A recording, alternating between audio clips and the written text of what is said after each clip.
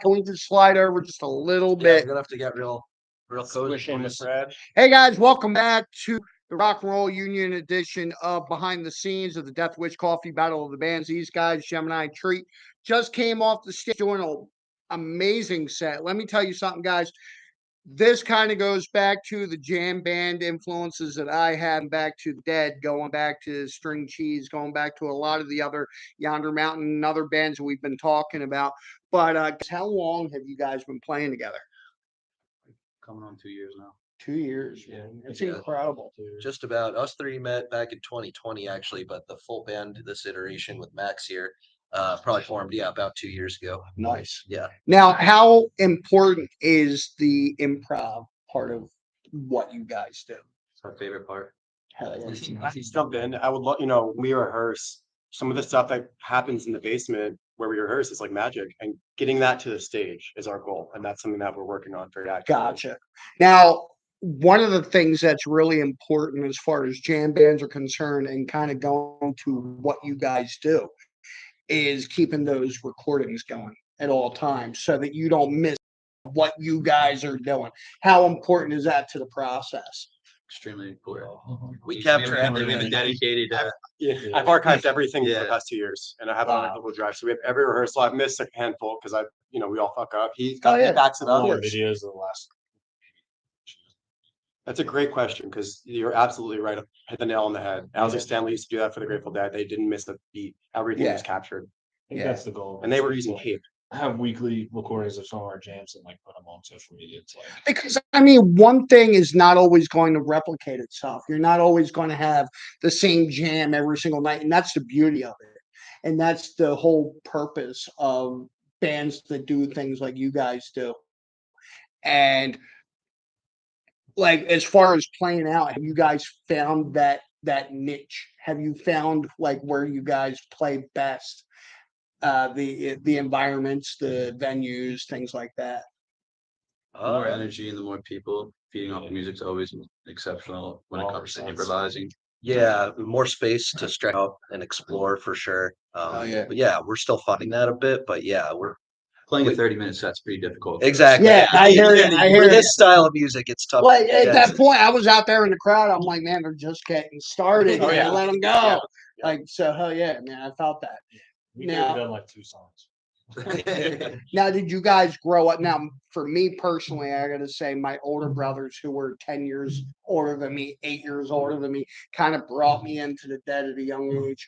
Did you guys have that kind of influence, or like, how did you find that this was what you wanted to do? I started with the Stones.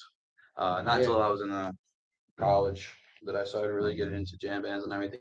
I had a couple buddies we got to go see Fish. Hell yeah. And that kind of opened up my ears, I'd say, to loving all types of music and everything like that. So from there, that's where it got me. But these guys, they've been going at it for a while. So I was raised on punk rock. My dad loved punk. And Awesome. So I'm a hardcore. I used to go to punk shows in Philly when I was 14. I'd, get in a lot of trouble and everything. And I was psychedelicized, discovered LSD around age 16 and found Beatles records, and just listening to that music in headphones when you're Yeah. high is just Yeah. completely life-changing. I always thought those bands were whack, and I just opened up a whole new world. Yeah. And he and I ended up at we didn't even know each other, but we ended up at the same festivals a few years in a row. Marvin's Mountaintop, all good. That's All good. awesome. Yeah, Hell yeah. Marvin's and Mountaintop, I think. absolutely transformative festivals. We talk about it all the And time. when you talk about bands like the Beatles, it's incredible within a 7-year lifespan that the Beatles had, how they changed or how much they developed and the things that they did. Now, do you guys find yourselves in that kind of progression as a band? Do you guys feel like maybe you started out a little basic and now you're starting to expand a little bit more, things like that? I think we get a lot more comfortable and trust. Like when it comes to improvising, it's like a trust ball exercise, like going doing this or just getting in front of people all the time. More comfortable with doing that. But I think we're still blooming, so we haven't had a huge metamorphosis yet. I think the nature of this music, so many different genres. So it's like, if you like this music, chances are you like a lot of wide stuff. Hell yeah. So they're like the shit makes they do everything. And that's inspiring because it's never ending. You can always learn. Absolutely. Yeah, we draw from a number of inspirations, whether it's again roots in rock, but there's certainly some jazz. There's also some folk, country, bluegrass. Like we really meld all that together, I'd say. Now, as far as like lyrics wise, who do you guys do that together collectively as a band? This guy. Yeah. The band so far, a lot of material um, I write the music first and then I write lyrics to it. There's also some songs that we wrote in the band together. It was really exciting. Max and some of his own stuff. We're all actively trying to write. But right now, most of the songs that we're playing, yeah. Nice. Now, schedule wise, what are you guys looking at after this? Good question. We have a gig on Thursday, John and Peters in Bucks County. Yeah. New Hope. Thank you. Yeah. That's awesome. And Hopefully you're there. yeah. Okay, so you get to collaborate, share the stage with other like-minded You musicians. guys got a great reaction from the crowd tonight. Great reaction. Now, as far as finding you guys, Gemini Treat, out there on either streaming services or social media, how do people go about finding you guys? Gemini Treat live on Instagram. We're also on Facebook. Yeah. We're going to website.